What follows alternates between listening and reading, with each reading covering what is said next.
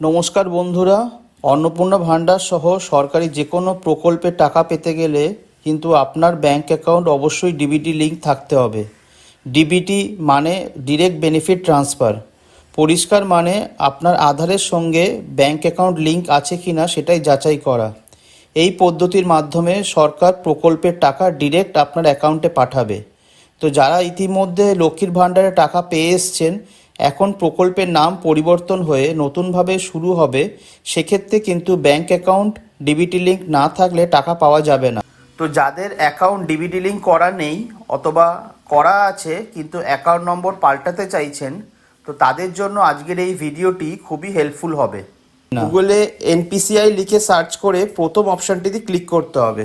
এরপর এনপিসিআই এর ওয়েবসাইট খুলে গেলে এখানে তোমাদের কাস্টমার অপশানে যেতে হবে। সেখান থেকে গিয়ে ভারত আধার সিডিং এনেবেলার এই অপশানটিতে ক্লিক করতে হবে।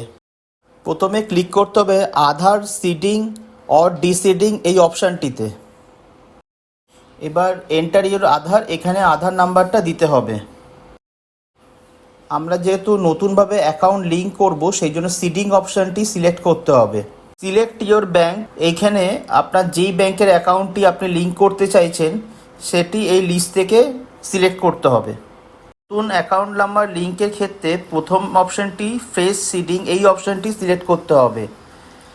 আর আপনারা যদি অলরেডি লিঙ্ক অ্যাকাউন্ট থাকে, অন্য অ্যাকাউন্ট নাম্বার পাল্টাতে চান, সেই ক্ষেত্রে আপনাকে 3 নম্বর অপশানটি movement from one bank to other bank এই অপশানটি সিলেক্ট করতে হবে। এরপর অ্যাকাউন্ট নাম্বারের জায়গায় আপনার ব্যাংকের অ্যাকাউন্ট নাম্বারটি দিতে হবে এবং কনফার্ম অ্যাকাউন্ট নাম্বারের জায়গায় আবার রিপিট অ্যাকাউন্ট নাম্বারটা দিতে হবে। এরপর এই চেকবক্সটি ক্লিক করে ক্যাপচা এন্টার করুন, করে সাবমিট বাটনে ক্লিক করুন।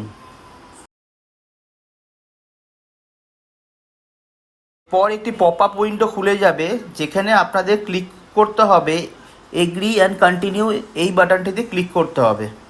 এরপরে আপনার আধারের সাথে রেজিস্টার যে মোবাইল নাম্বার আছে সেটিতে ওটিপি আসবে, সেই ওটিপিটা এখানে দিয়ে কনফার্ম বাটনে ক্লিক করতে হবে। এরপরেই আপনার সাকসেসফুলি ডিবিটি লিঙ্ক যে হয়ে গেছে সেটি স্ক্রিনে দেখাবে। আমার যেহেতু ডিবিটি লিঙ্ক অলরেডি করা আছে, সেই জন্য আমার এই অপশানটি দেখাচ্ছে। দেখলেন কিভাবে খুব সহজেই নতুনভাবে ডিবিটি লিঙ্ক করতে পারবেন। ভিডিওটি ভালো লাগলে লাইক ও চ্যানেলে নতুন হলে চ্যানেলটি সাবস্ক্রাইব করবেন।